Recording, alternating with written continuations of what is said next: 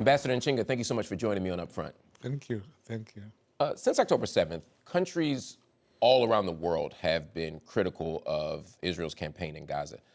But it was South Africa that brought the case to the ICJ, the International Court of Justice. Why?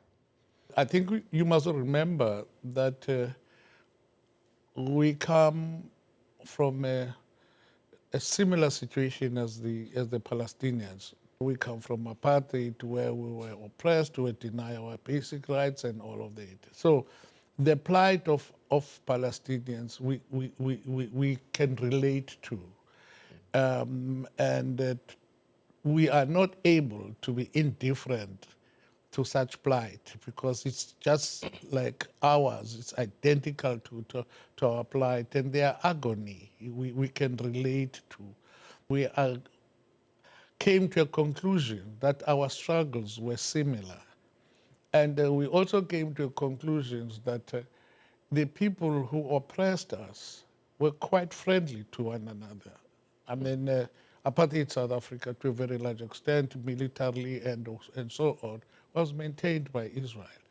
So we had all those commonalities, and we thought that we can't just sit and do nothing and watch them getting from bad to worse, and that let us do something just to stop their everyday sufferings. Last Friday, the ICJ issued a provisional ruling on your case, South Africa's case against Israel. And the court said that it was, quote, plausible that Israel had committed genocidal acts in Palestine. The court called on Israel to take, quote, all measures to prevent genocide and also to prevent and punish the direct and public incitement to commit genocide. However, despite those rulings or decisions, the World Court stopped short of calling for a ceasefire. And that's what the South African government was actually asking for. Oh, was that surprising to you? It was surprising because we had hoped that we were going to get the ceasefire, because we still believe that that is the best under these circumstances, to get a ceasefire as a way of stopping the carnage, that ceasefire will be very... But having said that, if you look at these provisional measures, they will actually be amounting to a ceasefire, because it will be very difficult to carry out these provisional measures and be able to report in a month's time without doing things differently.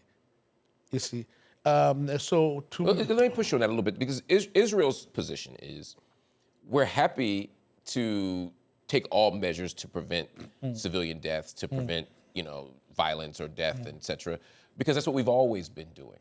So they're going to make the case that whatever the court is asking them to do, they're going to carry out, because they've always been carrying it out, and that the deaths that we're seeing, the 26,000 deaths in 3 months, are not because they want to kill people, but because Hamas has left them no choice by hiding in hospitals and refugee camps and all this stuff. What do you say to that?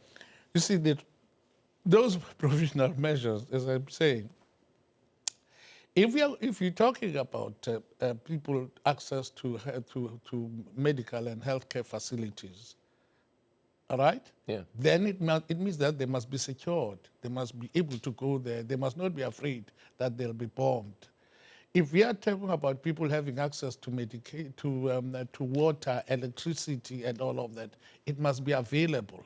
If we are talking about humanitarian aid, to be able to reach where it is most needed, then there must not be any firing that is going on. It must be able to go. So it will be very difficult for Israel to tell why they shoot, why they shoot a school, why they bomb a school. The carpet bombings that we have been seeing, we can't say you use carpet bombing because Hamas is hiding behind civilians and all that. Doesn't work that way. What it says is that you are indiscriminate in your killing. And I don't think we are saying they should not chase their enemies and all of that. We're not saying that. But what we are saying, leave the civilians out of this. And what worries us most is the number of young people, children included, that are dying, that they seem to be in the majority. women and children are the majority Yeah. collectively, and Yeah. of the more than 26,000 Yeah. people who have died, 10,000 of them are Yeah. children. It's we're somewhere around 1% of the overall child population of Gaza has been killed. That's a stunning number. That's a lot. Do you have confidence that Israel will do anything different in the aftermath of the ruling, and if so, what? We don't know. We don't know. Really, we don't know. We don't know. But I think that will really depend on the resolve of international community, because I think the judges have done their best, and I think they've given us the best decisions that they could under the circumstances. Now it's up to international community, because it's going to the UN now. Yeah. So it's up to international community to make up its mind whether it wants to protect the Palestinians. You talk about the will of the international community. What can the international community do if Israel says we're not going to change? Oh, they've got a lot of things they can do. As international community, we can do a lot of things. Like what? Like for instance, the complete isolation of Israel.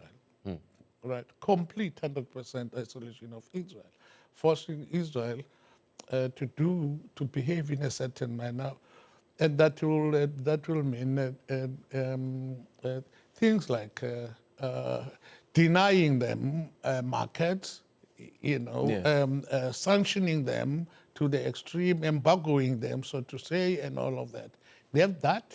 Those measures have been used before.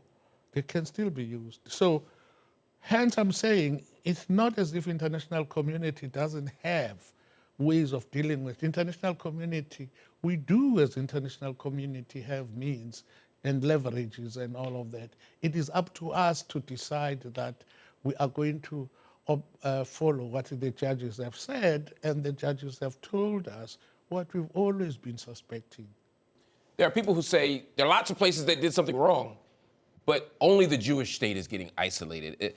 Itamar Ben-Gvir, Israel's national security minister, in addition to just dismissing the ruling in and of itself, he said Haig Schmeig on his X account. He also said that it was anti-Semitic. Do you have a concern, or how do you respond to the concern that the specific choice to bring Israel to the International Court is an anti-Semitic one? You see, that I find also very, very sad, that you do horrible things and then you hide behind such things as anti-Semitic in order to morally blackmail people and to blackmail us into submission and keeping quiet. That has been used as a stick. And I will tell you how hollow that is, that to say that this is anti-Semitic. Some of the most prominent Palestinian supporters in South Africa are Jews who are in the forefront of pushing that something has to be done. They are South African Jews who were involved in the anti-apartheid struggle and are still alive, and they are pushing for this because they say they can't say apartheid was wrong, but be quiet about the occupation of Palestine. So now, are we then going to say what these people, the type of people you're talking about, they then call them, they say they are self-hating. Are they self-hating because they've got a gut to stand up that what we are doing is wrong?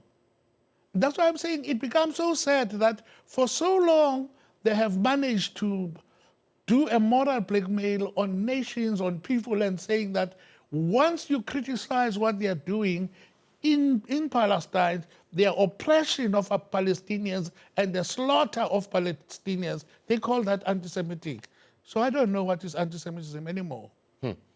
Germany had previously said that it would intervene on behalf of Israel at the World Court, saying there was, quote, no basis whatsoever for the accusation of genocide. They argued that the interpretation of genocidal intent has to be more restrictive. Yeah.